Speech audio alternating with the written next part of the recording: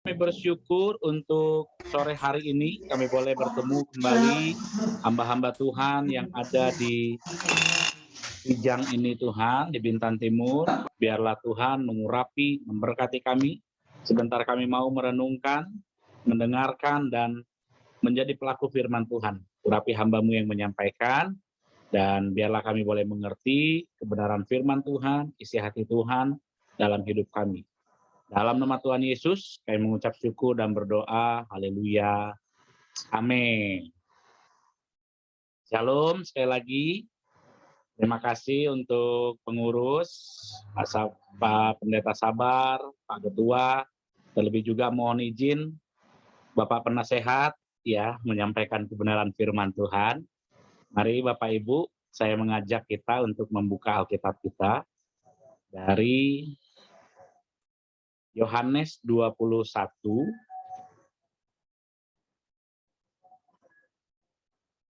Ya, kelihatan ya? Boleh feedback, kelihatan share screen saya? Lihat Pak, lihat. Ya, Kelihatan. terima kasih. Yohanes 21 ayat 15 sampai 17. Kembali kepada hukum yang terutama.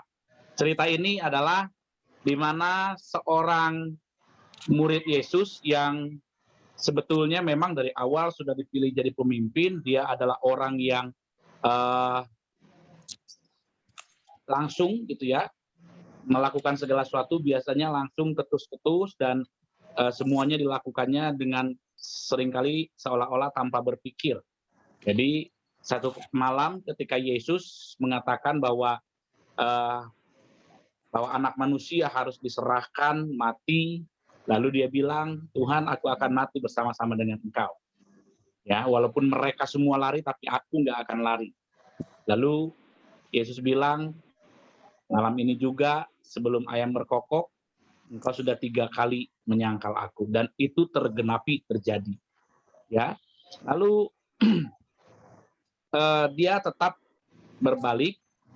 Satu kali juga ya di ayat di kitab ini adalah di mana murid-murid itu sudah mengalami perjumpaan dengan Tuhan. Ya, murid-murid itu sudah mengalami perjumpaan dengan Tuhan ketika Yesus sudah dibangkitkan. Tapi satu kali murid ini juga bilang kepada teman-temannya, aku mau mencari ikan. Dia seperti memang mau kembali kepada hidup yang lama. Ya, sehingga dia mengatakan seperti itu, dan yang lain ikut. Yohanes ikut, ya. Yakobus ikut, kami juga ikut. Dan mereka akhirnya mencari ikan, pergi ke danau, dan mereka tidak mendapatkan apa-apa. Nah, pagi-pagi Yesus sudah ada di pantai, membuat suatu bakaran, dan sudah ada beberapa ikan. Lalu Yesus bilang dari pantai, anak-anak apakah kalian punya ikan? Wah, ya dijawab, 1 malaman kami menjalang, nggak ada dapat apapun. Lalu Yesus bilang dari pantai, tebarkanlah jalamu ke sebelah kanan. Lalu akhirnya ketika ditebarkan, Yohanes langsung tahu itu adalah Yesus. Dia ingat bagaimana pertama kali Yesus memanggil mereka. Nah, ya dari sini ada suatu rangkaian. Nah, setelah itu akhirnya Yohanes bilang kepada Petrus, itu Yesus. Wah, Petrus ini kan yang tadinya dia nggak pakai baju, akhirnya pakai baju aja, ya terjun dan langsung ke pantai. Lalu Yesus tanya, apakah kamu punya lauk? Dia balik lagi ke perahu dan dia bawa. Ya. Nah, setelah itu, setelah mereka sarapan, terjadilah suatu dialog. Nah, dialog ini menarik kalau kita mau ikutin. Nah, kalau kita melihat dalam bahasa Indonesia, seolah-olah semuanya sama.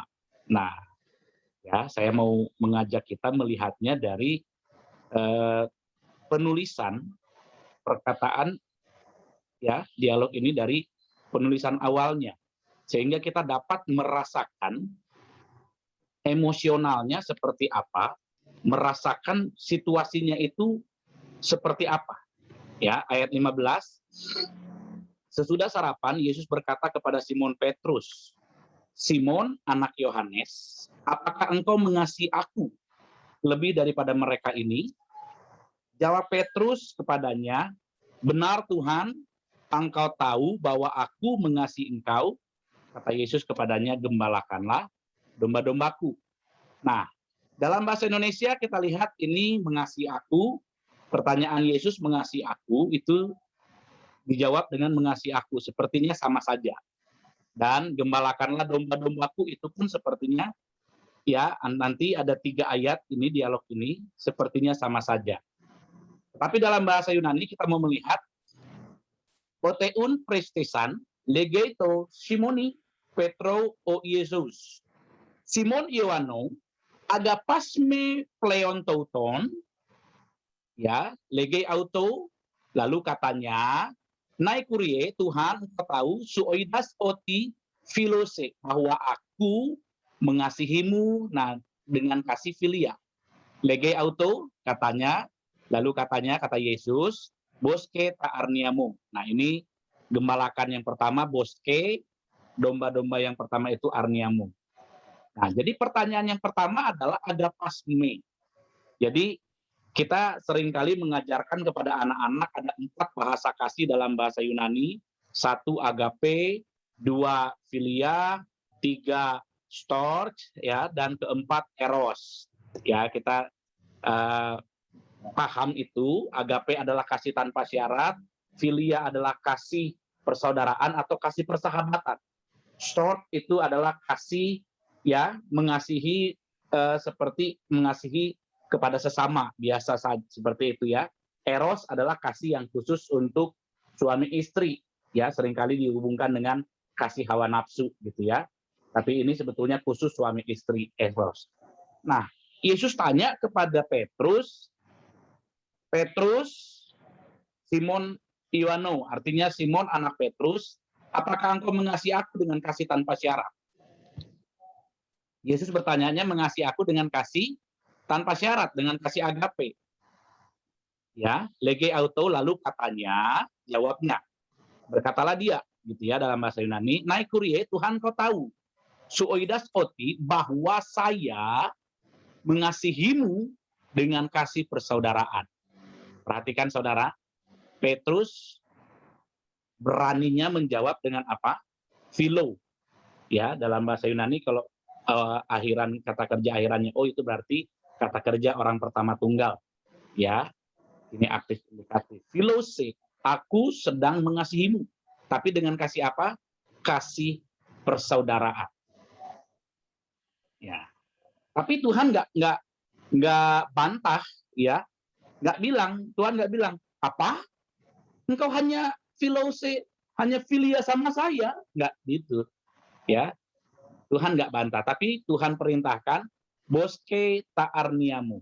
Nah, boske ini berbicara tentang penggembalaan, tetapi memelihara. Peliharalah arniamu itu anak-anak domba yang ada di dalam, yang lahir di kandang, anak-anak domba yang ada di dalam kandang. Nah, itu arniamu, gitu ya, artinya anak-anak yang memang besar di dalam.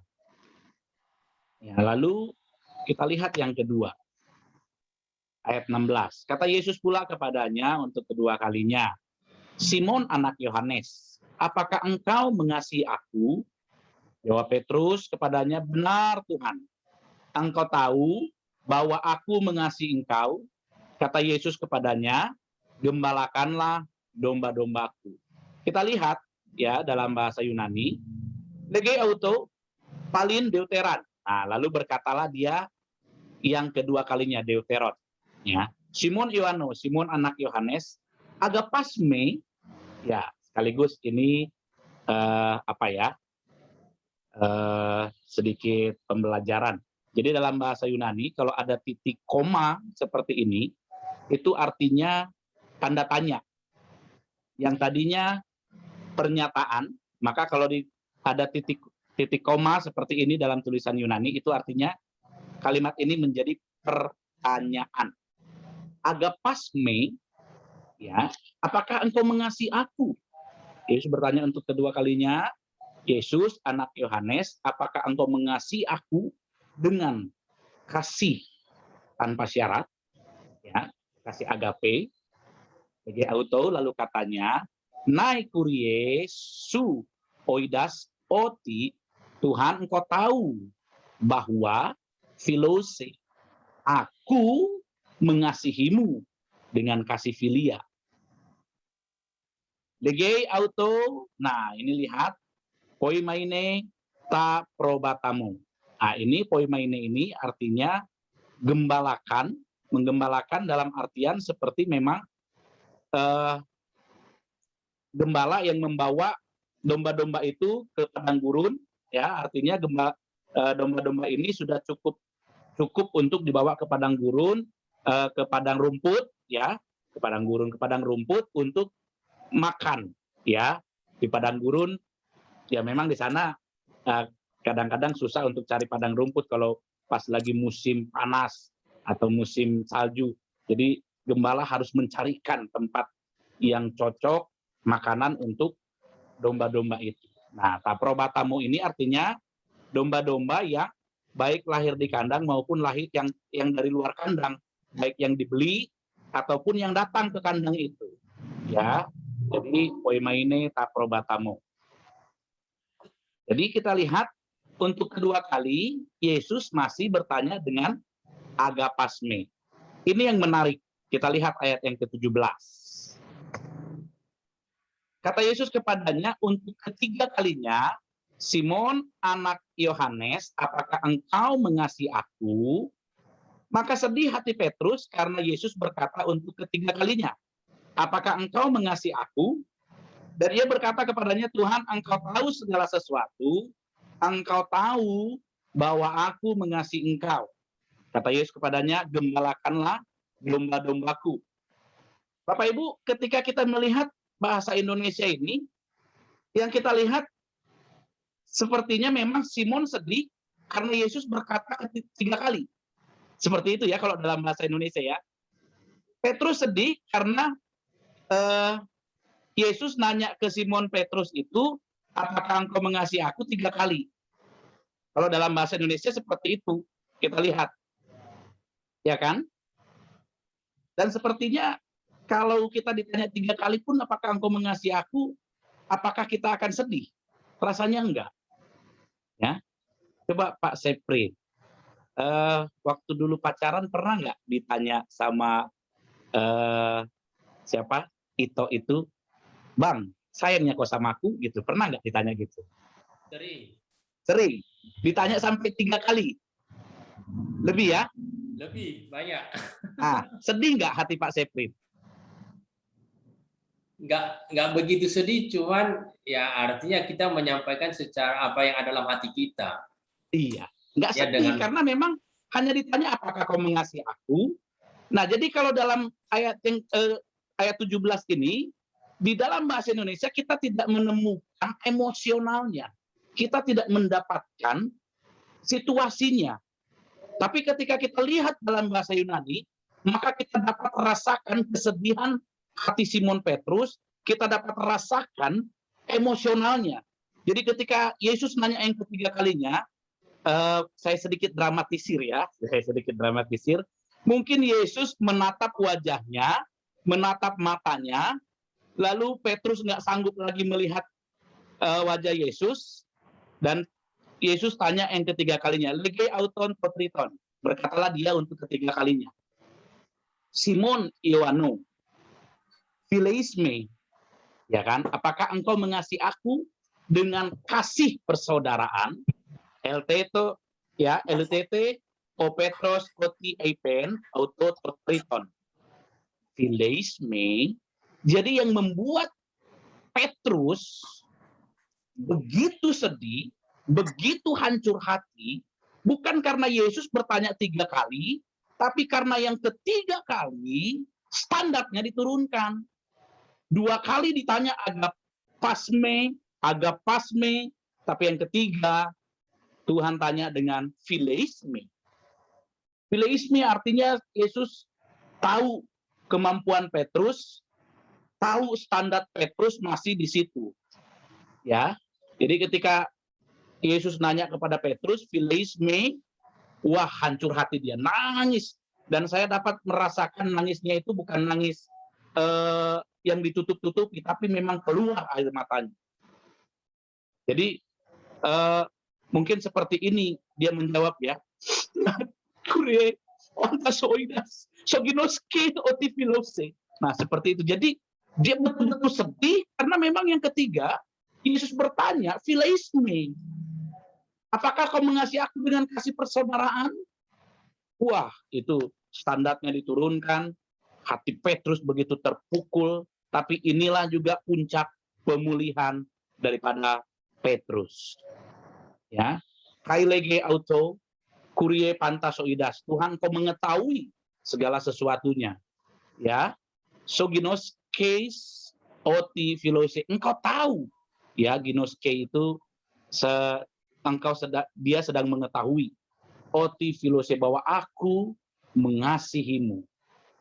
Lalu Yesus berkata ketiga kalinya, boske ta probatamo. Peliharalah semua domba-dombaku yang dipercayakan padamu. Artinya ya dirawat, dikasih makan, dan diberikan makanan-makanan yang sehat. Jadi Bapak Ibu, ya kalau kita melihat dari bahasa Yunaninya ini, kita dapat emosionalnya itu. Ya, sekaligus sedikit promosi ya. Jadi saya ada buka kelas kursus bahasa Yunani gratis setiap hari Sabtu jam 2. Setiap hari Sabtu jam 2 boleh ikut lewat Zoom atau lewat YouTube Chandra Gunawan Marisi. Ya. Jadi boleh juga kalau mau ikut tertarik dengan bahasa Yunani, ini masuk ke pertemuan kedua dari mulai pengenalan alfa, beta sampai omega, dan sampai nanti kepada parsing, analisis. Ya, saya ada buka kursus kelas bahasa Yunani melalui Zoom atau YouTube, boleh ikut ya, gratis. Jadi ini adalah apa? Gratis, free. Jadi boleh ikutin. Nah, kita lanjut ya Bapak Ibu. Ya, jadi di dalam bahasa Indonesia istilah mengasihi hanya satu. Sedangkan dalam bahasa Yunani ya dalam ayat ini ada dua, yaitu agapas dan philo. Agape atau filia. Agape itu ya kasih tanpa syarat, filia itu kasih persaudaraan atau kasih persahabatan. Kata gembalakan ada dua, boske dengan poimaine. Boske ini artinya merawat, ya, merawat terus memberi makan seperti merawat dari bayi gitu ya sampai besar. Ya, ini poimaine itu memang penggembalaan seperti seorang gembala yang menggembalakan domba. Arnia ini artinya domba-domba yang lahir di dalam kandang, dari mulai domba kecil sampai domba-domba yang cukup besar. Ya, taprobata ini adalah semua domba dari kecil sampai besar, ya, dan yang dari luar kandang juga itu termasuk. Jadi Bapak Ibu, apa yang kita pelajari dari ayat ini? Yang pertama, Yesus itu mengenal saya dan saudara. Dia kenal Petrus, dia tahu Petrus, dia tahu kemampuan Petrus, sampai di mana dia bisa mengasihi. Pada waktu itu, Petrus belum dipenuhi dengan Roh Kudus. Memang satu kali Petrus pernah menerima Roh Kudus ketika Yesus mengutus murid-muridnya untuk pergi ke suku-suku yang ada di Israel. Ya, tapi mereka kembali lagi dan mereka bilang, Tuhan, wah kami lihat iblis jatuh. Tapi Yesus bilang, berbahagialah bukan karena iblis itu jatuh, tapi berbahagialah karena namamu tercatat dalam kitab kehidupan. Ya, lalu ya mereka juga mengalami proses. Jadi Bapak Ibu, ya ketika kita mungkin pernah jatuh, jangan sedih, jangan tawar hati, karena sebetulnya Tuhan kenal saya dan saudara. Dia kenal kita, dan kerinduan daripada Tuhan juga adalah kita mengenal Dia. Kata mengenal dalam bahasa Yunani, ginosko, dalam bahasa Ibrani, yada. Nah, Pak Diman suka kali dengan istilah yada, karena dia suka juga untuk mengiklankan Yada Institute. Ya, Yada itu juga digunakan dengan istilah keintiman. Begitu juga dengan ginosko.